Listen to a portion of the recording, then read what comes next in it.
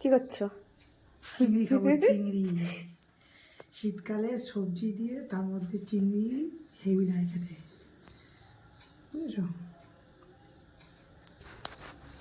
কাজ থেকে এসে চিংড়ি মাছ কুটতে বসে গেছে। কে বলেছে আনতে চিংড়ি মাছ? আমি। এই জন্য তো আমি চিংড়ি মাছ আনতে বারণ করি। চিংড়ি খাওয়া খুব ভালো, জানো তো?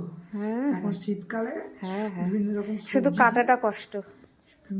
বিভিন্ন রকম সবজি দিয়ে চিংড়ি মাছ হেভি টেস্ট, হেভি লাগে।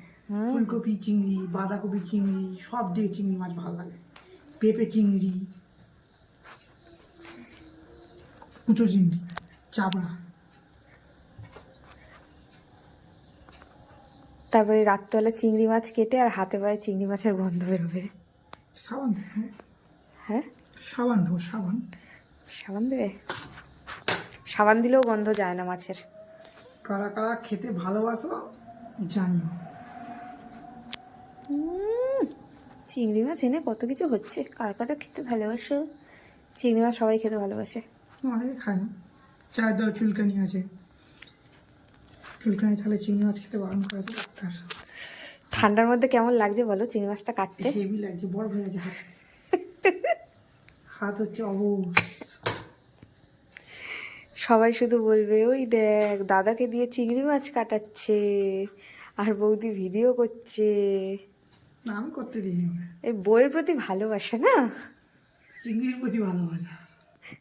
ও বইয়ের প্রতি ভালোবাসা না।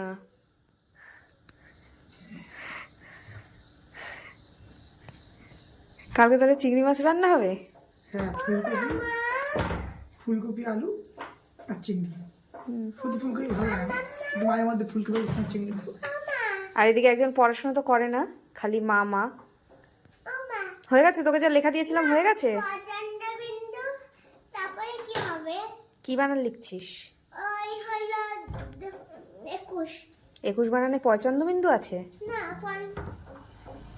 25 25 বানানে 25 বানানটা তুই জানিস, মনে করে করে লেখ গিয়ে যা। চন্দ্রবিন্দু। 25 বানানে চন্দ্রবিন্দু হয় না। আমি তো চন্দ্রবিন্দু লিখেছি। চন্দ্রবিন্দু। এখন অনেক মাছ কাটা বাকি, কখন হবে? হয়ে যাবে। তুমি ভালোভাবে কষিয়ে কালকে রান্নাটা করবে। হ্যাঁ মা, মা চিংড়ি আর ভালো হবে। আর আলু। তুই যা পড়তে যা। ঠিক আছে। আর যারা যারা ভালো লাগে ফুলকপি আলু চিংড়ি মাছ খেতে, কালকে চলে আসো আমার বাড়িতে। ঠিক আছে।